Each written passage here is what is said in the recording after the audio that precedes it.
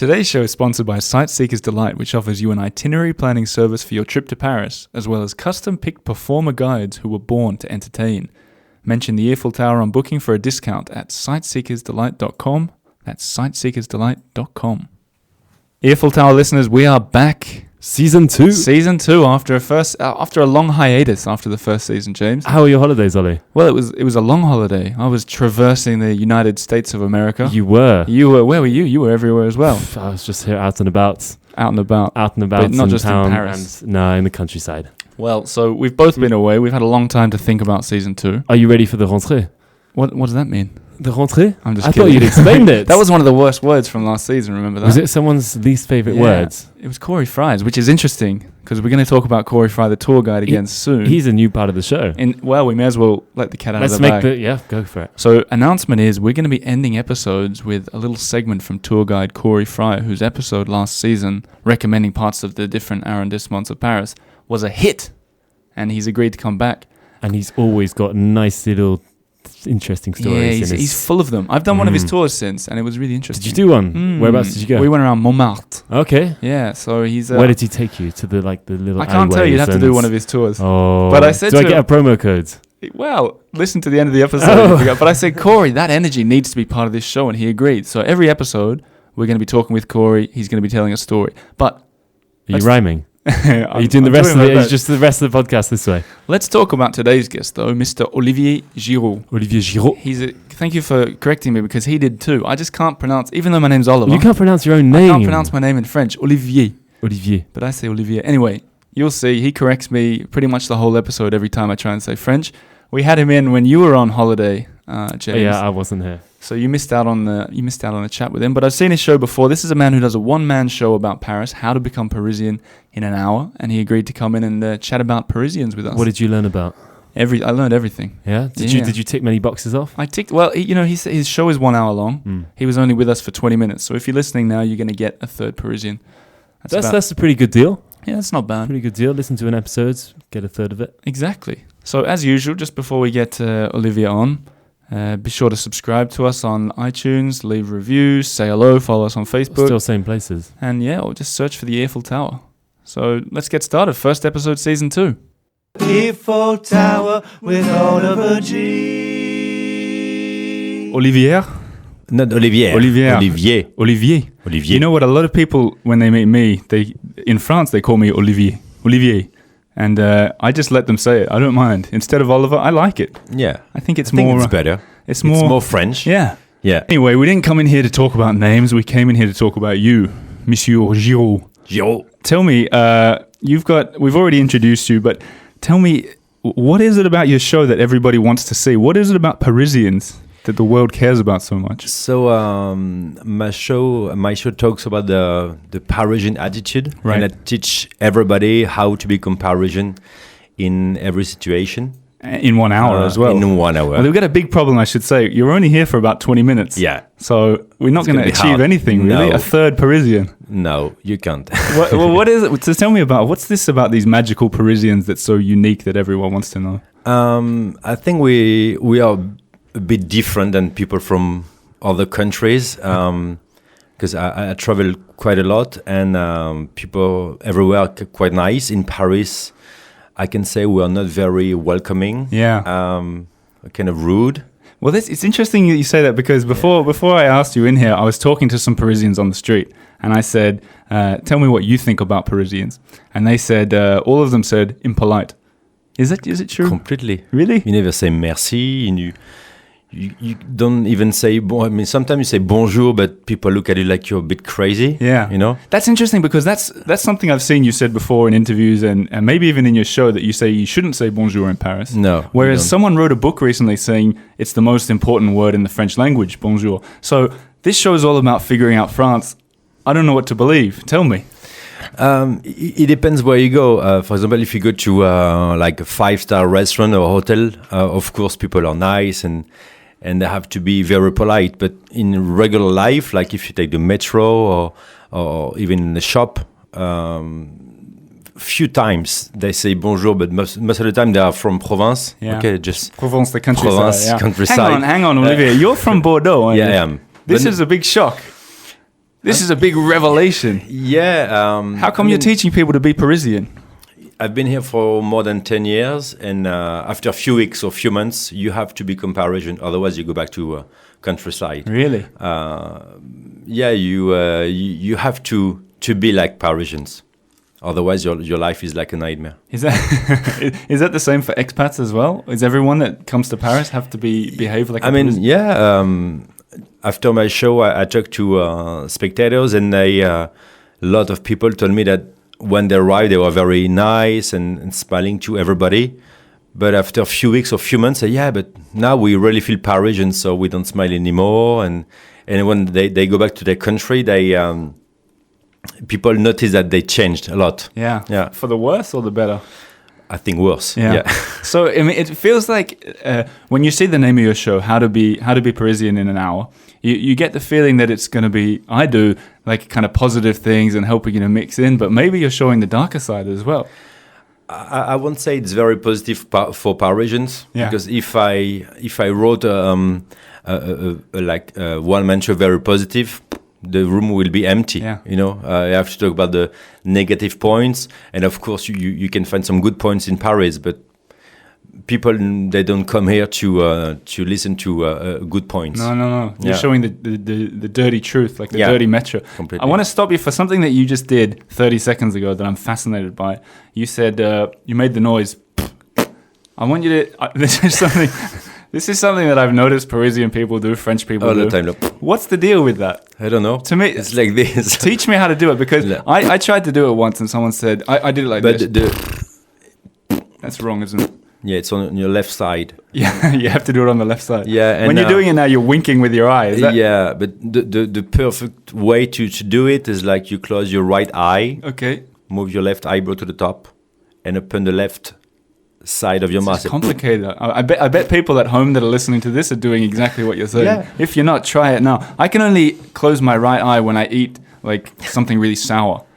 I can't do it unless I have a lemon in my mouth. Yourself. Yeah, I know. Yeah. And then what? And that's to say, when you do that noise, that's kind of like, I don't care, or what is it? Yeah, completely. Okay. Yeah. It's like when I was in America, like a long time ago. I used to say yeah, like this, and I was close to be fired because of this. Yeah, because they thought I was very arrogant. Said no, we used to do that. Like yeah. Really? Yeah. But when you were in America, you were working in the hospitality. Yeah. I was. Yeah. Don't fire me. So I was working as a restaurant manager in a 5-star hotel in Palm Beach, Florida. Oh wow. And I stayed there for 5 years. And when you arrived there, did you already speak good English? No. Nightmare. So how did you manage? I tried to speak with Americans like the much as I can, or I could. Yeah. But, hey, you still do. You're still talking to Americans now. Yeah. Right? And now after a few months, you feel better. And I was talking a lot with my customers. They were asking me questions about French and Parisians. Right. So. And then that must be the inspiration for how you completely. do. So just taking notes, and then eventually. All the time, that's me. Yeah, I want to go to Paris, but people say that you are not very nice in Paris. Can you tell me how to act in a taxi, in a metro? Do I have to give some tips in Paris? So it basically went from you giving advice to people who were about to visit Paris, and then you just stored up all this advice, realized that there was... I mean, when you were telling it to people, were you kind of making it funny? Because I've seen your show, it's very funny. Were you trying to make them laugh back in America? No, I was just explaining. And then when I came back to Paris, I wanted to be a comedian. I said, what can I do? Yeah. So perhaps I will try in English.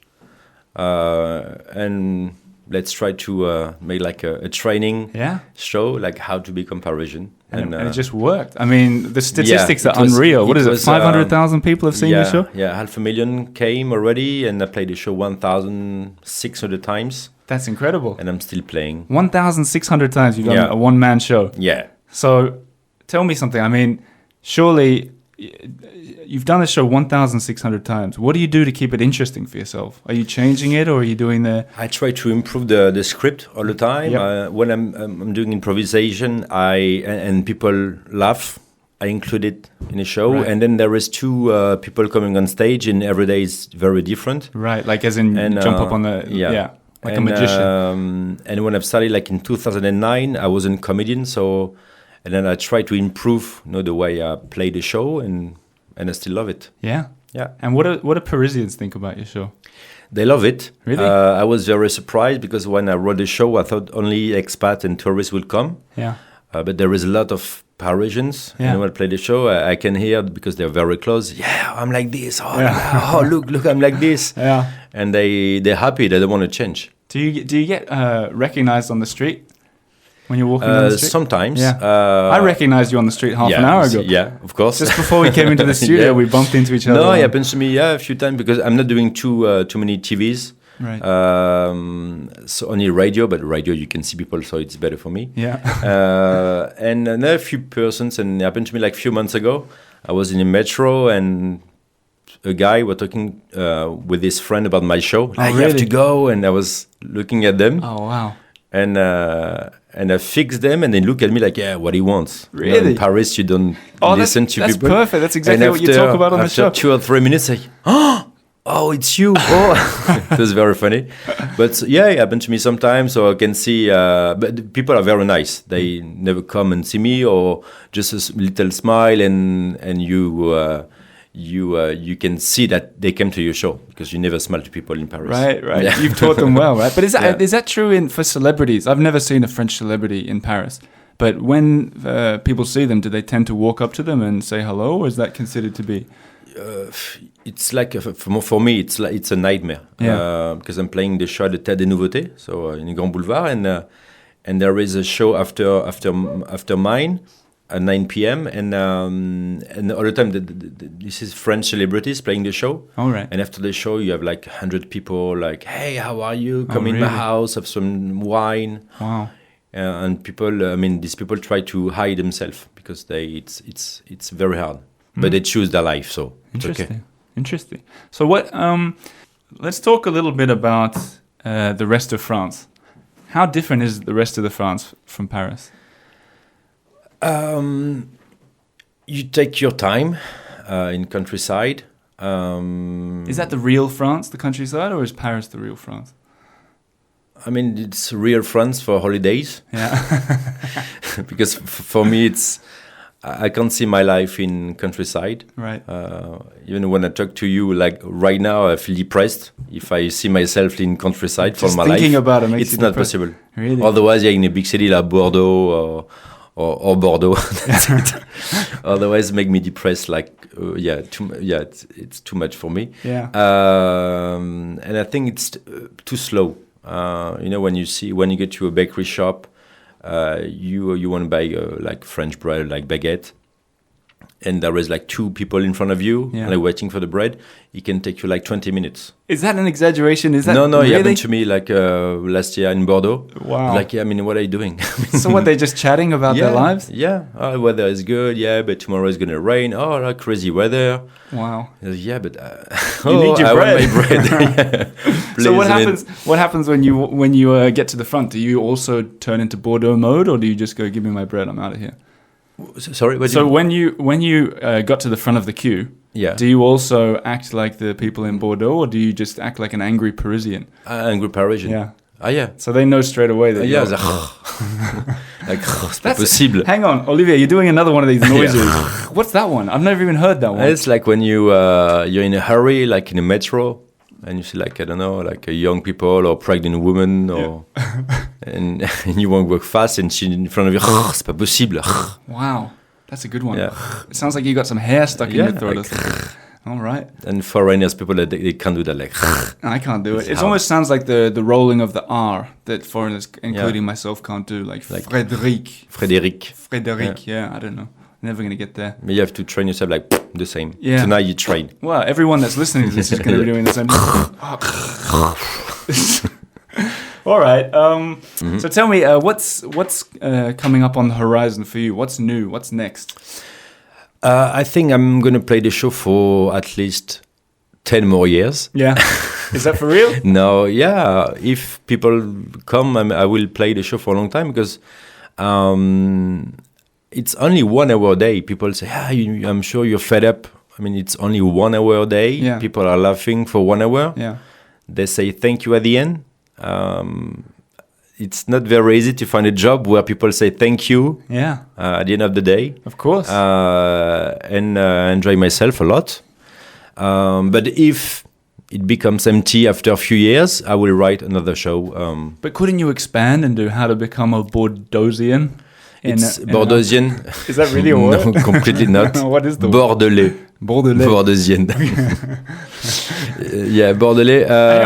I'm trying. No, because I won't write that because write the script because who wants to be people from countryside? Who wants to be Bordelais? I don't know. Apparently nobody. Yeah, but perhaps in other country, people ask me like a few times if I want to write a show for other countries. But I don't want to do like a McDonald's show, like a franchise. Yeah. Right. Only a friend of mine playing the show How to Become a Berliner in 1 hour. Someone's done that, really? Yeah, but I wrote the show with him. Oh, wow. But it's not a great success. So hang on, you just work 1 hour a day? No, because I'm producing the show as well. What does that mean? That means that at the beginning, I asked few producers, perhaps 10 producers to come to my premiere and to produce my show and say, no, you're crazy. It's in English. Yeah. You're French. Yeah. So I had to create my own company. And I call it La French Arrogance Production for all these people. And so, producing everything. I'm doing all the communication, the marketing, the interviews with you. Yeah. Well, we're glad to have you on the Earful Tower. In the north of Paris. Hey, close to banlieue. In the new studio, which is in a Chambre de Bonne. Chambre de Bonne. How's my pronunciation? 7th floor. Chambre de Bonne. Chambre de Bonne. Chambre de Bonne. But it's finished. There's no more Bonne anymore. Like chambermaid. So, for people who don't know what we're talking about, we're Chambre de Bonne. Yeah. It's the top floor of an apartment building, and that's where we are in a tiny little. Because before, like a long time ago, on every single floor you had families, and their chambermaid were living on the last floor. So the chambermaids lived on the top floor and then would come down. Yeah. And now no elevator. And now it's just for students and for radio stations. Completely. Yeah. Yeah. Have you ever done the experience of living in one of these places? I do right now. You live in a Chambre de Bonne? No, it's like a few Chambre de Bonne, like. That's called a penthouse. Yeah, but with elevator. Yeah, right. Yeah. There's no elevator here. That's why both Olivier and me are out of breath when we're talking. Yeah, I was close to die before the interview. And it's a kind of a hot day. I feel better. Yeah. Thank you. In July. I want to bring up something that I didn't plan to bring up, but did you know that there's a place in France called Anus? No. Anus? How would you No. pronounce it? It's a little Anus? village, yeah. No, where is it? Anus. It's And a condom? yeah, there's condom. Anus, I don't French know. have the funniest place names I've ever come across. But Anus, never Anus, went there. There's a place called Ars River. There's the Ars River and the Ars Waterfall. Yeah. I'm fascinated by the map. Yeah. I want to do a trip around France just based on the place names. I will check for you and I will send you a mail tonight where you can go. Okay, I think it's time to do something we do every single week on the show. It's called the quickfire round. Yeah. Where I'm going to ask you 5 questions really quick, and you're not allowed to think about the answer. You just got to say the first thing that comes into your mind. Are you ready? Okay. First, what's the worst habit of Parisians? Impatient.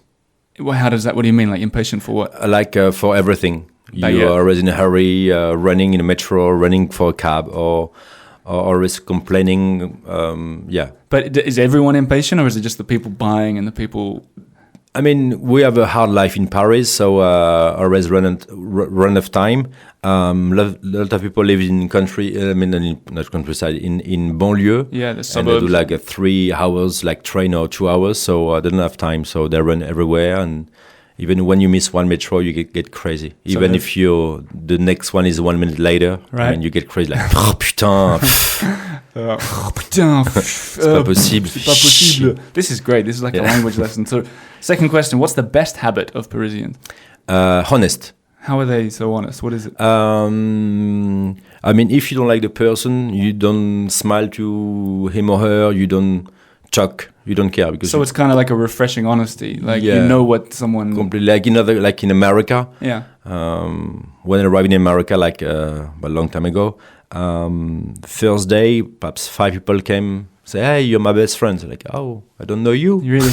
And it's In not the same Paris, you never fake, except in your job. Yeah. You have to. Is that about your job specifically, or just No, everybody's job? mine no, because I rather have nice people coming to my show. Yeah. But I'm sure these people are not very nice when they get it from the theater. Yeah. Is it? This isn't part of the quickfire, but I just thought of it. Do you put on your French accent a bit stronger when you're doing your show?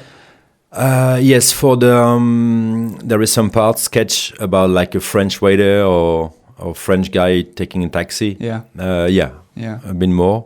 Otherwise, you can hear Yeah. have a very strong accent. I wouldn't say very strong. There's a French accent though. No, it's strong because I'm from Bordeaux. Yeah. You know, and You're a Bordeauxian. Bordeauxian, voilà. Not from Anus. From Bordeaux, and we do have a strong accent when we speak French. So when you go to America or England, your accent is stronger than people from Paris going to these countries. Okay. Next question, quick fire round. Where is the best place to find Parisians in their natural habitat? So a lot of tourists come here. Where do you go to find the real Parisians?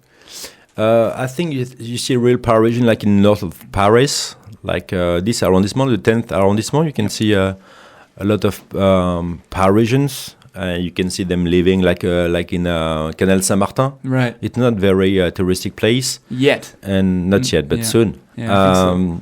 And then I think like the center town, it's full of tourists.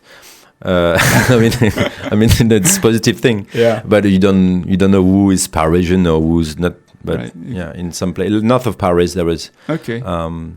That interests me because you said that my next question was about tourists. It's nothing to do with Parisians, but where's the best tourist site? I mean, everyone says the Eiffel Tower. I'm not interested. Where's the best place that you'd take a tourist that's a little bit... The best place, it's like because every night from the theater I walk through my house, Right. like 40 minutes, and that's the best walk you can have. Really? Doing Rue Montorgueil, then I used to live then down there. Châtelet. Isn't that amazing down there? It's like, oh my God. Yeah. No, it's nice. Then you cross the Seine River to the bridge, and then you arrive in Latin Quarter. I think it's beautiful. And I won't bring a tourist to one place. Just walk around nighttime for a few hours. That's the best thing. Yeah. Great. And last question. Is it actually possible to become Parisian after 1 hour? I think it takes you more. I give you all the keys to become Parisian, but I'm sure if you come to the show, after a few weeks, you become Parisian, but not 1 hour. I think it's a good introduction of being Parisian. There you go. Okay, Yeah. so watch the show. It's called How to Be Parisian in 1 hour. It's showing, how often is this on? This is on... It's 4 times a week 4 times a week. until 2019. Yep, okay. There you go. Or even longer, another decade if Even it goes longer. well. So check Yeah. him out. Find him on the internet. Olivier Giraud. How to Be Parisian. Giraud. Olivier Giraud. Voilà. There you go. Bordelais. Bordelais. Well, I'm not sure about the Bordelais. But thanks for coming on the show. Thank and you. thanks for your time. Eiffel Tower with Oliver G. So here we are for the first ever Corey Stories. Welcome to the studio, Corey Fry. Hi, it's great to be here. Thanks. It's been a while. Yeah, it's been a little while, but we had a good time the last time around. Yeah, a lot of people have found you and found me and vice versa through that episode. It's what I call a symbiotic relationship. Ooh. So, have you seen Olivier Giraud's show? I have actually. Yeah, my wife and I went. Huh? It was great. Yeah, really great. It lasts an hour or so it's great. You can slip it into any evening. And, do you feel like you became more Parisian after it? Sure, absolutely, yeah. I feel Parisian after just talking to him. Yeah, he's an Great interesting accent. guy. Yeah. Anyway, you're here to tell a story. I am. What sort of story have you brought for us and the listeners today? Well, I was thinking, theater, of course, is a way that people go to entertain themselves nowadays in Paris. But back in the day, the best way to entertain the family was a good old-fashioned public execution. A what? Ooh, that Yes. sounds like a nice Sunday afternoon activity there. We're going to jump right into it here. Okay, get comfortable, listeners. We're taking a turn to the macabre. So we're going to go back to the 17th century, but specifically back to Hôtel de Ville, which is a place that you can still visit today. 4th arrondissement. 4th arrondissement in the Marais district on the edge of it. That's one of my favorite buildings in the city. It's gorgeous. Beautiful. Now, speaking of that, when you stand in front of the facade in the square of Hôtel de Ville, nowadays they'll have art installations and concerts set up and ice skating in the winter and blah, blah. Basketball courts in the summer sometimes. Exactly, yeah. So it's a real sort of communal sort of public space. But what you don't know, perhaps, is that that used to be the stage of all the public executions throughout the centuries of Paris. Say no more, I can imagine a massive crowd gathering and there just being one person on. Let me tell you, public execution was a spectacle for Parisians. When are we talking here? I'm going to tell you a story from 1610. Ooh. Yeah. Does it involve guillotines? It doesn't, but we'll get there at the end. Oh. It always leads back to guillotines.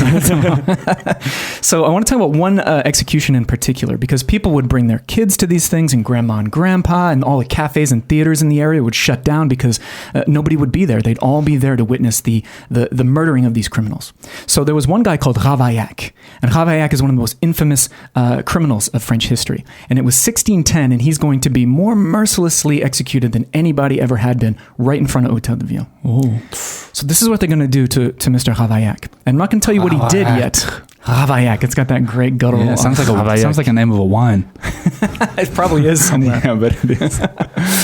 So what they did with Ravaillac is they took him from the prison of La Conciergerie. Some of you may have heard about that. Marie Antoinette was there and whatnot, but this is before that. So Ravaillac, for his crime, is taken in 1610 in front of Hôtel de Ville. Huge crowd. You had princes in the audience and paupers and peasants, and people were on the rooftops to gain a view, and people who owned homes near the square with a window view out were selling at an exorbitant price to tourists a front row seat, a view. They already had good property.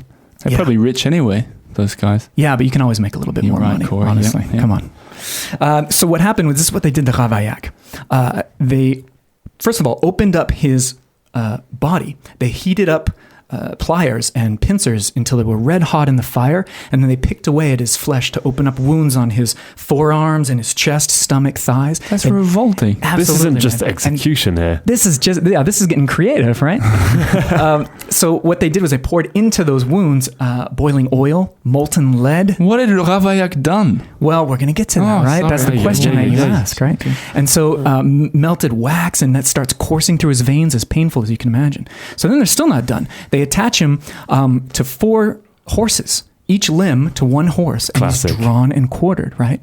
And they're tugging and tugging. Now listen, when they would use those horses for these things, because it was a spectacle and it was meant to last a certain amount of time, they would use old tired horses that would just tug and pull, and it would take forever. In fact, it took about 30 minutes of tugging away at Ravaillac's body, and the horses weren't doing the job. So a couple of gentlemen, noblemen, hopped up on the horses, mounted them, and started yeah to get them going, right? And so Ravaillac's body's torn apart. The executioner is going to throw the body parts in the fire to finish the execution, but the crowd is just crazy, and they're like, no, and they grab the limbs of Ravaillac and they parade them through the streets of Paris. Then they torch them, and then Ravaillac's ashes are thrown into the air.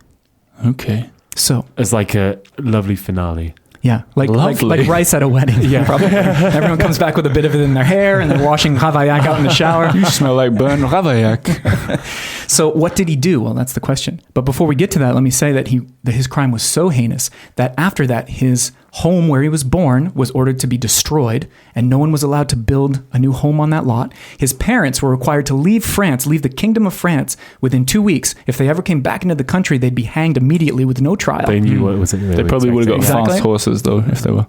Yeah, they would have got faster horses. And then finally, his brothers and sisters, his relatives, were allowed to stay in France, but they had to change their name from Ravaillac. So the name never existed after that point. What did he do? He committed the most heinous crime. He killed the king. He assassinated King Henry IV. Wow. So to relive a bit of this history, or walk through a bit of this history, you can not only stand in front of Hôtel de Ville and imagine the execution in 1610, but you can go to a street near Les Halles. It's called Rue de la Ferronnerie, and you can walk on those streets, and embedded in the pavement is the royal seal, the coat of arms of Henry IV, and it marks the spot where he was brutally assassinated by Ravaillac. Wow, that was an impressive first story, Corey. Well done. And what do you think, James? Yeah, that was a definitely good first story. Makes you think twice about killing a king, doesn't it? Yeah, second time we walk down that street, I'll know what to remember. Well, thanks a lot, Corey, and thanks for listening, everyone. And next time we have Stephen Clark, the author, in the studio talking about how one of his books is being made into a new Paris stage play. Earful Tower with Olivier Giraud.